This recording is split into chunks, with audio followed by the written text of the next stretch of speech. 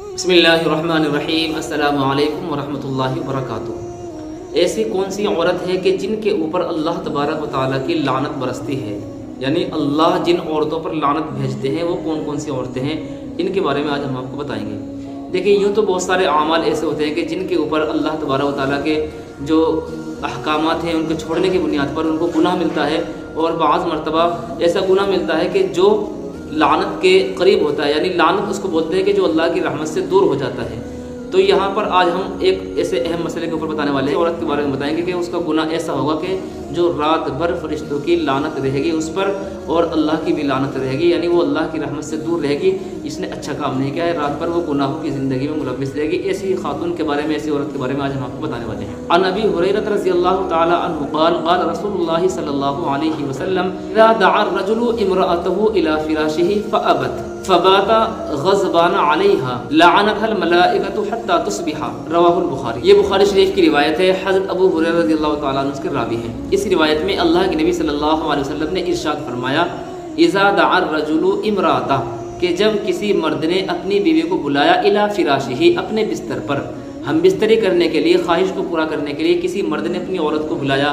فابت، اس نے انکار کر دیا، منع کر دیا، فبات غضبان علیہا، اب شوہر نے رات بھر غصے کی حالت میں گزار دی،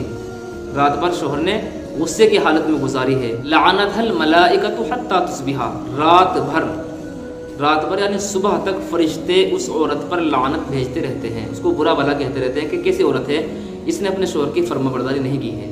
اس روایت سے معلوم ہوا کہ وہ خواتین، وہ عورتیں، وہ بیویاں جو اپنے مردوں کو اپنے اوپر طاقت نہیں دیتی ہیں، یعنی ہم بستری کرنے نہیں دیتی ہیں،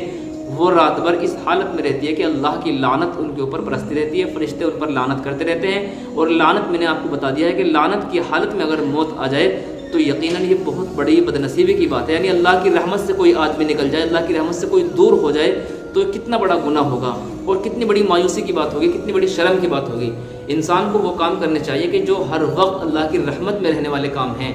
اور اللہ کی رحمت کا امیدوار انسان کو ہر حال میں رہنا چاہیے، ہر ٹائم رہنا چاہیے۔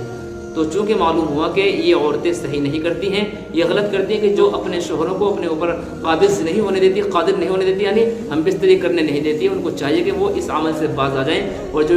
اللہ کے نبی صلی اللہ علیہ وسلم کا فرمان ہے اس کے مطابق زندگی گزاریں، یعنی وہ منع نہ کریں ہم بستری کے لیے۔ اگر کوئی شرعی عذر ہے یا کوئی طبعی عذر ہے تو پھر وہ منع کر سکتی ہے، پھر وہ روک سکتی ہے، باقی اس کے علاوہ وہ نہ روکے اور نہ وہ منع کریں۔ تو امید ہے بات آپ کی سمجھ میں آ گئی ہوگی۔ تو معلوم ہو گیا کہ ان عورتوں پر لعنت ہوتی ہے کہ جو اپنے شوہروں کو ہم بستری کرنے سے روکتی ہیں بغیر کسی عذر کے۔ اگر کوئی عذر ہے تو پھر یہ اس روایت میں داخل نہیں ہوگی، اور پھر ان کو یہ سزا نہیں ملے گی، اور پھر ان کے اوپر یہ لعنت نہیں ہوگی۔ اگر کوئی عذر ہے، شرعی ہو یا طبعی ہو، یعنی کوئی ایسا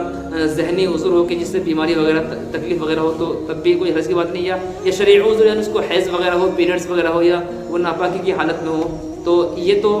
ایک مجبوری ہے۔ اس مجبوری کے علاوہ بغیر کسی عذر کے اگر وہ روکے تو پھر یہ لعنت کی مستحق ہوتی ہے ایسی عورتیں۔ اللہ سے دعا ہے کہ اللہ ہم سب کو عمل کرنے کی توفیق نصیب فرمائے۔ آپ کے بھی کوئی مسائل ہو، کوشچنز ہو، کمنٹ باکس میں لکھ دیں، انشاءاللہ اگلی ویڈیو میں اس کو بتایا جائے گا۔ السلام علیکم ورحمۃ اللہ وبرکاتہ۔